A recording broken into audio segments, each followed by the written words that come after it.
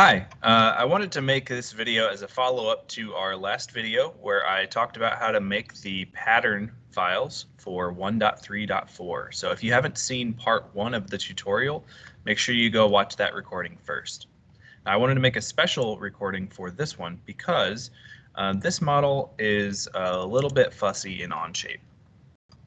So if we look at this here, we'll see that when we first open it up, this is the completed pattern file. So if I double click on my sketch here, you'll see that I've got everything fully constrained except for the triangular patterns here. And I could apply a constraint to this, but honestly, it doesn't matter. If you look at the instructions on PLTW, it says that we are trying to replicate the shape as best as we can. So this is fine. So I'm going to go ahead and close this sketch. And the next thing that I'm going to do is I'm going to attempt to extrude it the 0.5 inches that the instructions say to.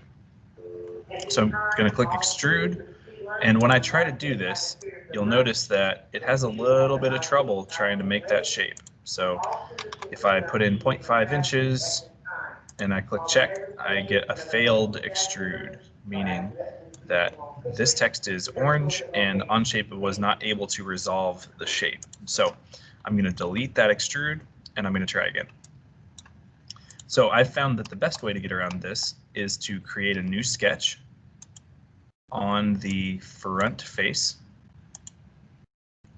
And what I'm going to do is I'm going to create a rectangle that has the same dimensions as the other sketch. So I'm just clicking the top left corner and dragging all the way down to the bottom right corner. And you'll notice that it's automatically fully constrained because it's the same dimensions as the one in sketch 1. So I'm going to close the sketch. And then what I'm going to do is I'm going to click on extrude again. But this time I'm only going to select sketch 2. And I'm going to select it from the menu, not from the model screen. So I'm going to click it over here on the left. Okay, so now it's letting me do that. So I'm going to change the depth to 0.5 in my extrude menu here. And checkbox. So now I have this fully extruded, but my shapes are not coming out. So to do that, we're actually going to do a second extrude. So let me go to my front face here, and I'm going to click extrude again. Now by default, when I click on extrude, I get solid and new as the default option. So I'm going to change this to remove. And then I'm going to select each of my shapes, and I'm going to have Onshape remove those. Now when I try to select them from this side, I can't, so I'm going to go to the back. And now I can select those faces. So if it's not letting you highlight them on the other side, then you can just go to the other side. And make sure that when you go remove that you go through all. And I'm going to flip this around so that it's going the right direction. Let's see what that looks like. Nope. Let's try that again. So extrude, remove. And I'm just going to click on each of these shapes here. And you'll see that they are red at the beginning. Whoops. Let's try this again. You've got to be careful where you click here, so I'm just going to zoom in a little bit so that I don't do that. We're just going to click on each of these shapes. And we don't want to select them all, so we have to be a little bit careful how we click. That it's removing them there. So click, click, click. I'm just going to select these. So those ones, it's going to end up looking like that, which is what we want. But the arrow is where we have to be careful. So I'm going to pull up the instructions on Schoology to make sure that we select the correct faces. And again, this is in the Thursday folder in Module 13. So I'm going to pull up the assignment. I'm going to pull up the instructions, scroll all the way down, and it's wanting us to extrude these three arrowheads down here in the corner. So in Onshape, we want to be really careful about how we select these. So it's not quite the edge corner there, it's the one behind it. So I'm going to select this one. Make sure that you're clicking inside of this block section here, and then I'm going to skip over the next row and go to the next one. And then I'm going to skip over this row and go to the next one again. Be careful where you click.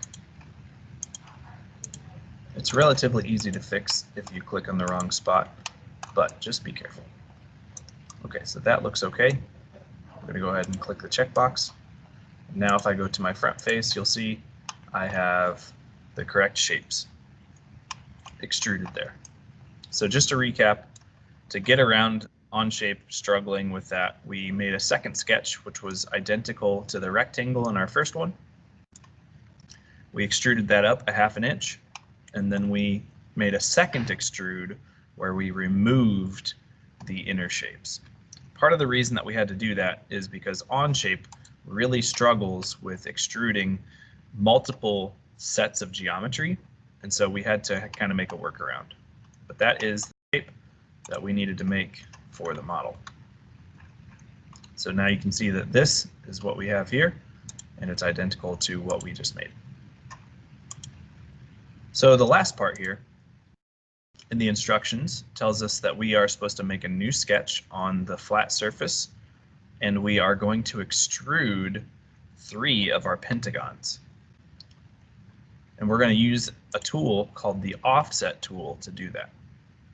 So first, I'm going to alt-click on my front face, and I'm going to create a new sketch.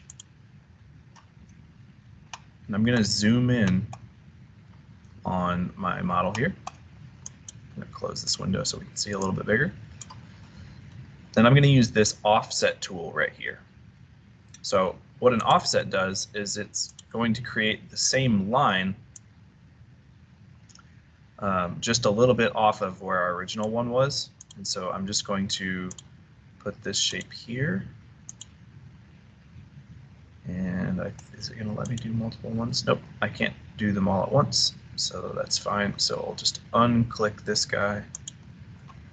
So we want our offset to be 0.1. So 0.1, and it automatically is fully constrained. And then we're going to do the same thing to this guy down here. Just clicking on all the edges, and then we're going to set this to 0.1. Click out to change the number, and then we're going to do it again with this guy. And I'm using this arrow tool here to change the direction of the offset. So if I wanted to, I could offset it interior, but because we have specific dimensions already for that part, we're going to offset in the opposite direction. All right. So there's my offset, and I'm going to end the sketch. I'll bring this menu back. So we have 3 offset spots here. We have an overlap here, and we'll deal with that in just a minute. All right, so in the instructions it says we want it to have this shape. So in order to do that, we are going to use Extrude. We're going to click on this kind of pentagonal ridge right here. And right now it's going to be really confused. It's going to say that's not going to work, but that's just because we need to select this little spot on the inside. And now it's totally fine. And I'm going to make that at a depth of 0.5 and click the checkbox. So now you can see it's pretty darn close to what we have here. The only thing that we need to add now is a fillet to these edges. You'll see how the outside edge of these are curved.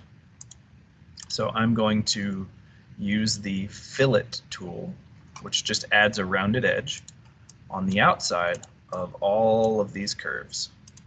Oops.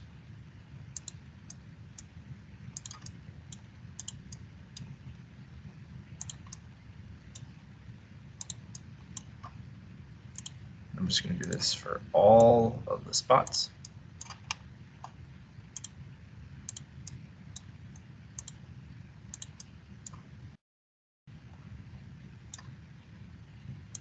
There we go.